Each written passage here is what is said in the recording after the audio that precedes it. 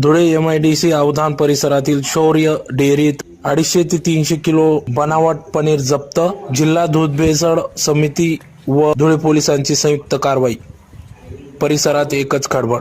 आज दिनांक 29 मार्च 2025 रोजी सकाळी 6 वाजेच्या सुमारास धुळे अवधान परिसरातील MIDC परिसरातील शौर्य डेअरी येथे बनावट पनीर तयार होत असल्याची प्राथमिक माहिती पोलीस प्रशासनास मिळाली. पोलीस प्रशासन ताबडतोब घटनास्थळी दाखल झाले. यावेळेस पोलीस अधीक्षक श्रीकांत दिवरे, LCB पोलीस निरीक्षक पवार यांच्यासह जिल्हा दूध भेसळ समिती या ठिकाणी दाखल झाली व याबाबत शहानिशा केली असता या ठिकाणी powder, skin milk powder, raw material वापरून, केमिकल वापरून या ठिकाणी पनीर तयार करीत असल्याचं समोर दिसून आले.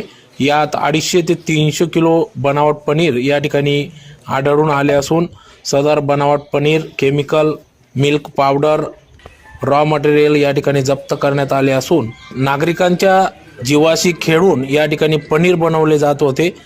तर या बनावट पनीर जप्त कारवाईमुळे या ठिकाणी परिसरात धुळे जिल्ह्यात एकच खळबळ उडाली असून संबंधितांवर कारवाई सुरू असल्याचे समजते.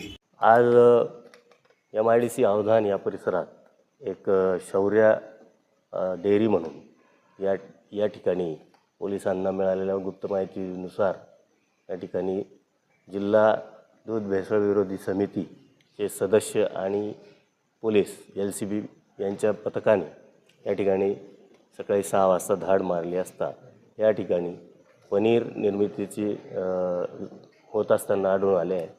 या ठिकाणी पावडरचा वापर करून, पावडर व स्किम मिल्कचा वापर करून, स्किम मिल्क पावडर तसेच स्किम मिल्क या रॉ मटेरियलचा वापर करून पनीर तयार केले जाते आणि हे पनीर बाजारात विकले जाते. सदरची पेढी ही आज रोजी विदाऊट लायसन्स आहे आणि आता सध्या आम्ही या ठिकाणी अन्न सुरक्षा व मानदे कायदा या कायद्याअंतर्गत